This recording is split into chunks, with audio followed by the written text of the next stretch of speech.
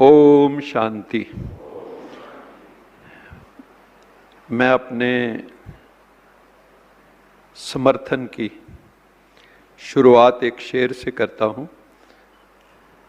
एक पत्थर चोट खाकर कंकर कंकर हो जाता है और एक पत्थर चोट सहकर शंकर शंकर हो जाता है। यहाँ पर हम सब पिछले 3-4 दिन से स्पिरिचुअलाइज हो रहे हैं, डिविनाइज हो रहे हैं, डिटॉक्सिफाई हो रहे हैं, हम सैनिटाइज हो रहे हैं। कोरोना काल में जो प्रोटोकॉल थी वह यहाँ सब फॉलो हो रही है।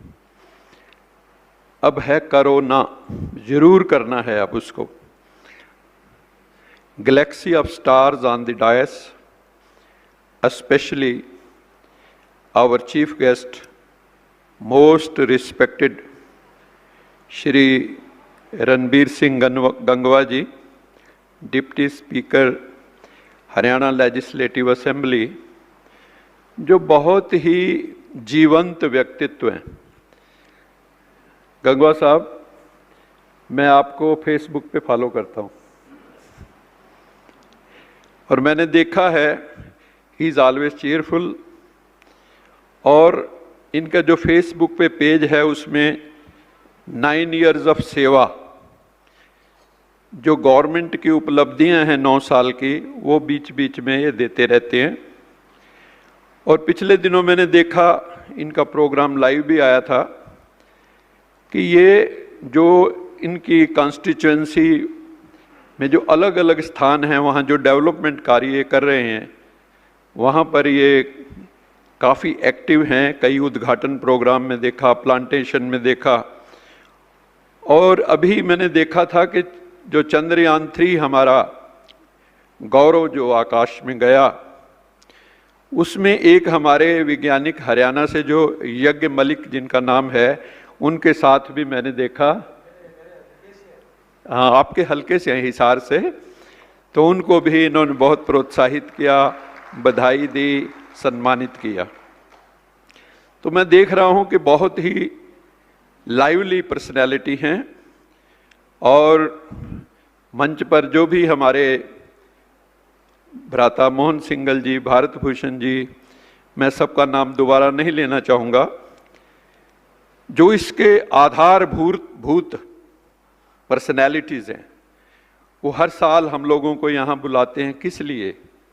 कि हम लोग जो हैं अपने अंदर जो हमारे आउटलुक चेंज हो जाए, हमारी पॉजिटिव आउटलुक हो जाए, हमारी स्पिरिचुअल आउटलुक हो जाए। और scientist and engineers and architect should spiritualise themselves. वो अपने को स्पिरिचुअलाइज करें, तभी बात बनेगी। इसलिए सभा में उपस्थित प्यारे भाइयों तथा बहनों, मैं इस रेजोल्यूशन का जो खुबालकर साहब ने और मोहन सिंगल भाई, भारत भूषण भाई के गाइडेंस में जो बनाया है, इसका मैं तहे दिल से समर्थन करता हूं, अनुमोदन करता हूं। ये सब बधाई के पात्र हैं, आप सब भी बधाई के पात्र हैं। खुबालकर साहब विशेष करके, जिन्होंने विभिन्न टेक्निकल सेशन, इनसाइट सेशन और जो भी टेक्निकल और साइंटिफिक सेशन हुए, प्लेनरी सेशन हुए, उन सब का जिस्ट निकाल कर हम सबको पिलाने की कोशिश की है। कहते हैं ना, किसी चीज़ की सार वस्तु मिल जाए तो उसको पीने से एकदम शक्ति आ जाती है। तो इसको, ये जो हमारी प्रोसीडिंग्स हैं, इसकी action plan for better world, तो उसको हम अपने साथ रखें और बीच बीच में हमें उसको रेफ़र करना चाहिए। ये हमारा रेफरेंस मैनुअल है, एक तरह से रेफरेंस डॉक्यूमेंट है। तो हमें जीवन में इसको लागू करना है। और इससे क्या है, जो हमारे 4 लेवल्स बताए, भारत भूषण भाई ने भी उसमें से कुछ पॉइंट्स डिस्कस किए। उसमें जो हमारा पर्सनल या प्रोफेशनल या फैमिली या ऑर्गेनाइजेशनल या नेशनल लेवल है, वो हम अपना डेवलप कर पाएंगे। इसके साथ साथ अगर हम स्पिरिचुअलिटी को आधार बना लेते हैं तो हमारी साइंस भी वैल्यू बेस्ड हो जाएगी। मैं NDRI में क्योंकि हूँ, रहा इतने साल तक। मैं वहीं से पढ़ा था, एमएससी मैंने वहीं की। तो एनडीआर आप जानते ही हो कि भारत दुग्ध उत्पादन में नंबर 1 है इस वक्त विश्व के अंदर। तो उसमें हमारी एनडीआरआई का भी बहुत बड़ा योगदान रहा है। इससे क्या होगा कि जो हम टेक्नोलॉजीज डेवलप कर रहे हैं, जो साइंस है वो वैल्यू बेस्ड हो जाएगी। स्पिरिचुअलाइज करने से science will be value based, और जो टेक्नोलॉजीज हैं वो सस्टेनेबल हो जाएंगी, इको फ्रेंडली हो जाएंगी। ये एक बहुत बड़ा योगदान होगा। भारत की आज़ादी का ये अमृत काल चल रहा है, हम सब जानते हैं। 75 ईयर्स पूरे हुए हैं। इसमें हम सब जो भी साइंटिस्ट, इंजीनियर्स, आर्किटेक्ट्स आए हुए हैं, मेरे मन से ये बात आई कि हम सबको भी एक संकल्प लेना चाहिए, दृढ़ संकल्प लेना चाहिए कि हम जो भारत के प्रधानमंत्री नरेंद्र मोदी जी हैं, उन्होंने भारत का सम्मान कितना सारे देशों के अंदर बढ़ा दिया है, हम सबको भी गौरवान्वित किया है। और हम ऐसी टेक्नोलॉजीज, इंडिजिनस टेक्नोलॉजीज बनाएं जिससे कि हम आत्मनिर्भर जो भारत की कंसेप्ट है उसको बल मिले और हम डेवलप्ड कंट्री बन जाएंगे। अगले 25 साल के अंदर ऐसी धारणा लेके हम चल रहे हैं। और उसमें हमने क्या करना है, ये जो यहाँ सुना हमने, सत्यम शिवम सुंदरम, साइंस सत्यम के पीछे तो है, ट्रुथ को तो खोज रही है, लेकिन शिवम, शुभम, उसमें शिवम कंपोनेंट भी आना चाहिए। और it should add to the beauty of the world, science should add to the beauty of the world. तो साइंस में जब सत्यम शिवम सुंदरम ऐड हो जाएगा तो हमारा भारत सत्यम शिवम सुंदरम के रंगों से रंगा हुआ होगा, और इससे हमारे प्रधानमंत्री के हाथ भी मजबूत होंगे। भारत आत्मनिर्भर भी होगा और विकसित भारत भी होगा। भारत के लिए कहा जाता है कि भारत विश्व गुरु। आध्यात्म में तो हम मानते ही थे, लेकिन अब साइंस एंड टेक्नोलॉजी में भी अगर ये कंबाइन हो जाए, ब्लेंड हो जाए, ऑप्टिमम ब्लेंड, तो भारत उसमें भी अब सारी दुनिया देखती है भारत को, हम आगे बढ़ सकते हैं। थोड़ा सा मैं अपना अनुभव जरूर सुनाना चाहूँगा। मैं इस संस्था के संपर्क में 1976 में आया, जब मैं एनडीआरआई में मास्टर ऑफ साइंस कर रहा था इन जेनेटिक्स। तो उस वक्त थोड़ा सा पानी दो।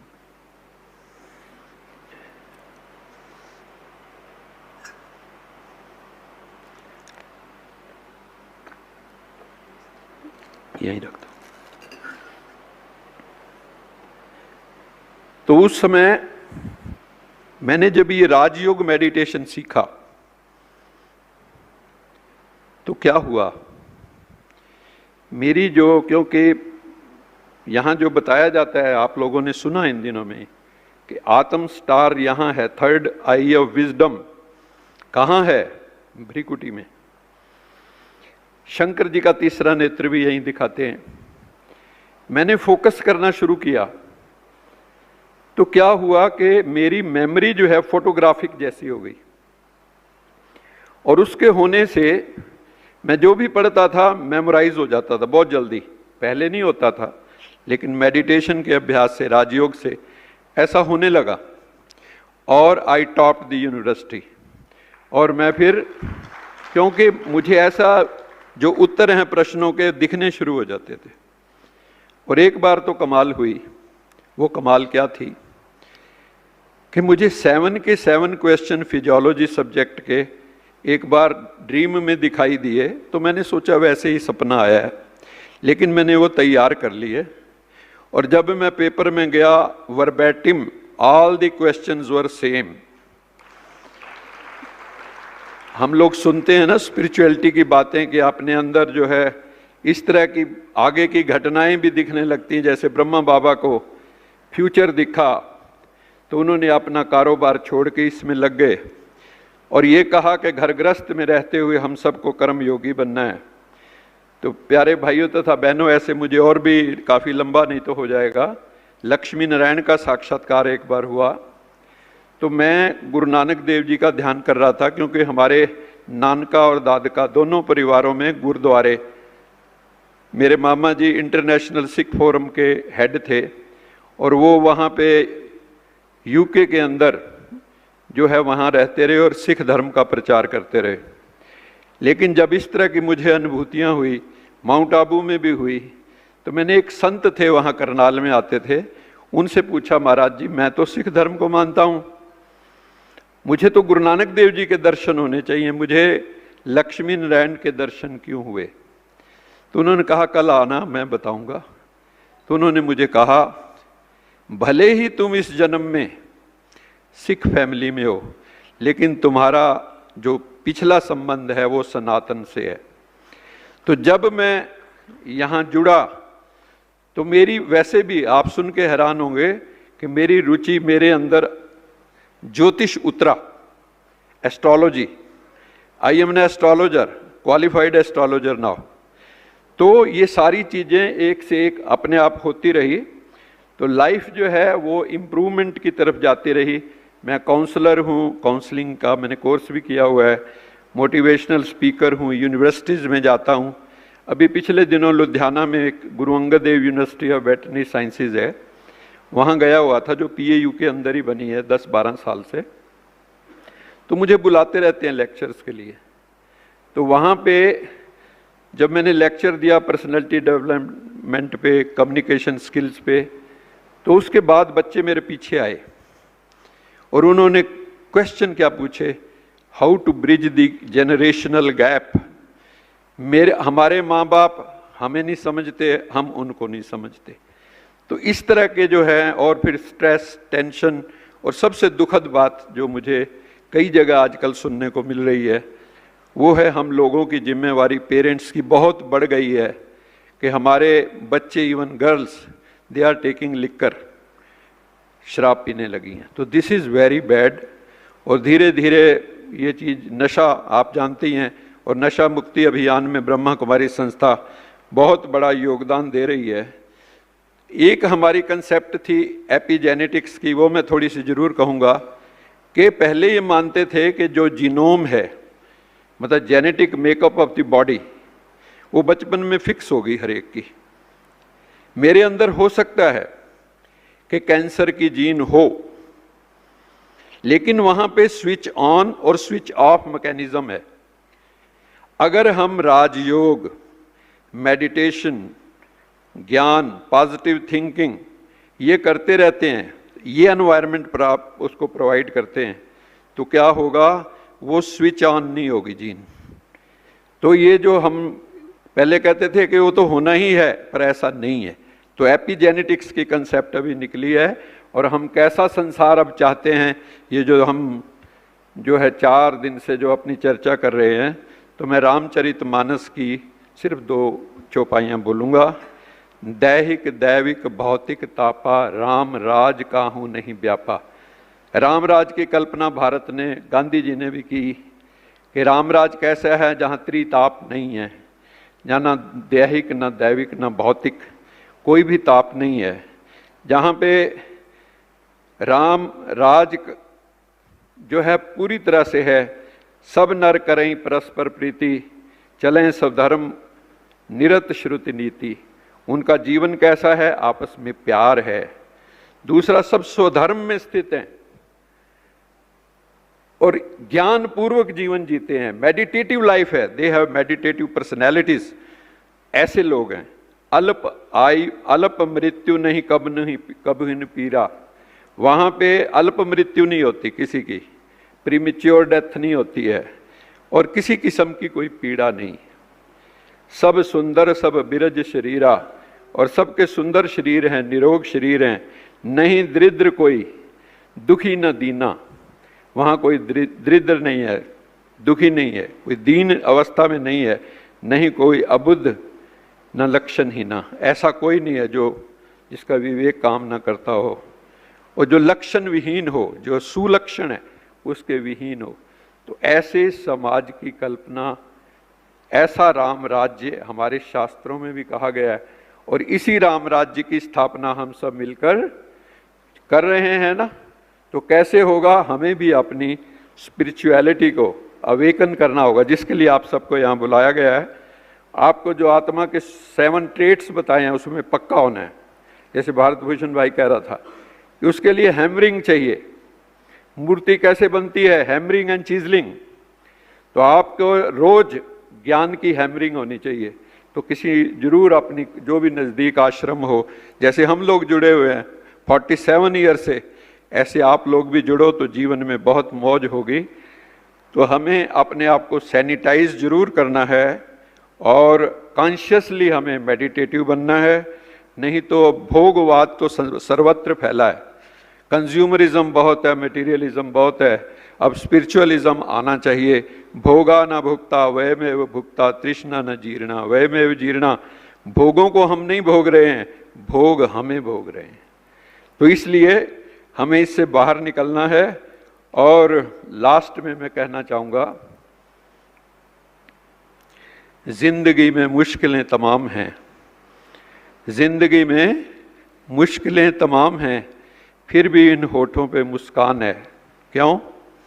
क्योंकि जीना जब हर हाल में है तो मुस्कुराकर जीने में ही क्या नुकसान है। तो मुस्कुराकर जीने में ही क्या नुकसान है।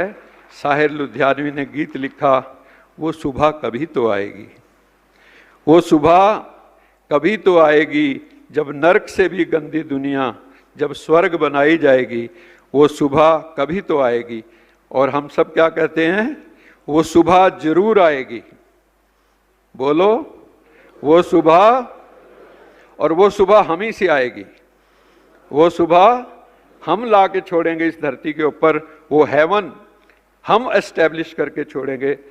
तो प्यारे भाइयों और बहनों, आप सबका बहुत बहुत धन्यवाद।